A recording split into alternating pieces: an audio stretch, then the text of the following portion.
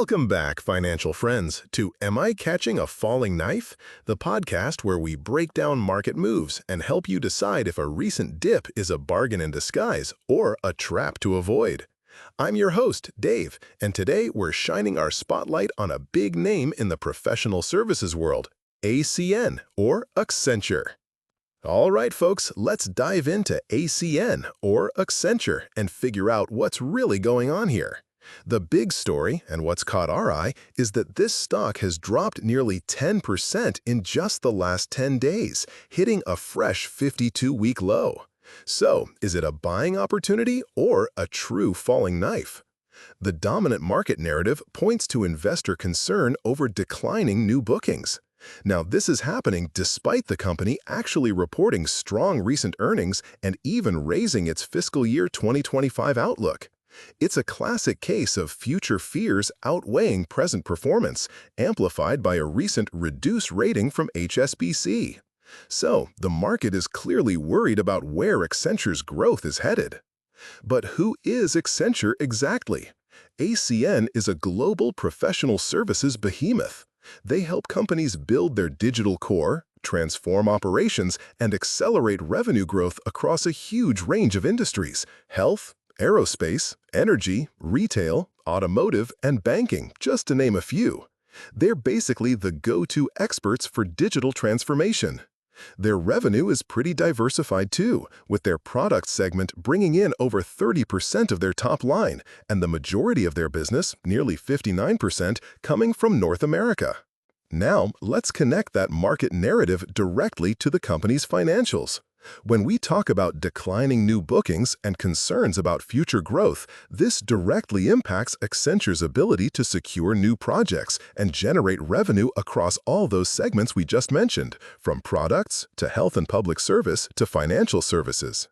Given the negative market reaction, that new 52-week low, and the analyst downgrade, we're estimating a 2.0% decline in expected quarterly revenue compared to prior forecasts. Think of it as slower project starts or reduced scope for new work. Here's the kicker: professional services companies like Accenture typically exhibit significant operating leverage. This means that a small change in revenue can lead to a proportionately larger change in earnings, because a portion of their costs, like salaries for consultants who might be between projects or office overhead, are relatively fixed in the short term. So, assuming an operating leverage factor of 3x, that 2.0% reduction in revenue could translate to a whopping 6.0 negative impact on quarterly earnings. That's a pretty big ripple effect from booking concerns, wouldn't you say? So, with that in mind, how do we value this company? To figure out what this stock is really worth, I'm looking at it from two angles, using data I pulled from finviz.com. First, a discounted cash flow model. This model, which projects future cash flows back to today, uses assumptions like a growth rate of about 7.7%, a discount rate of 9.5%, and a long-term terminal growth rate of 2.5%. Based on those numbers, our base case DCF value came in at approximately $229.06. But then we applied the estimated impact of our narrative, that 6% earnings hit. When we factor that in, our narrative-adjusted DCF value drops to around $210.73. The second method we're looking at is a bit simpler, a PEG-based valuation. PEG stands for price earnings to growth, and it's a quick way to see if a stock's PE ratio is justified by its expected earnings growth. A PEG of 1.0 is often considered fair value.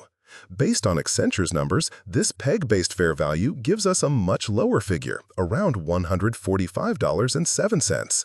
So, we've got a pretty wide range here, $210.73 from our narrative-adjusted DCF and $145.07 from the PEG model.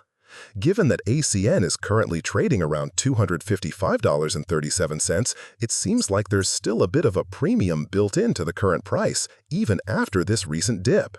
Looking at all this, what are the levels where I might consider catching this knife?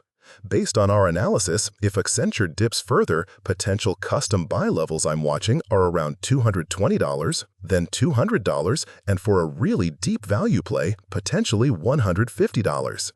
These levels are below even our narrative-adjusted DCF, offering what could be a more compelling entry point if the market narrative truly plays out and pushes the stock lower. So, there you have it, folks. Accenture, ACN. As always, please remember, this podcast is for informational and entertainment purposes only. I'm just here to break down the numbers and the narrative, not to give you financial advice. Always do your own thorough research and consult with a qualified financial advisor before making any investment decisions. Thanks for tuning in to Am I Catching a Falling Knife? I'm Dave, and I'll catch you next time.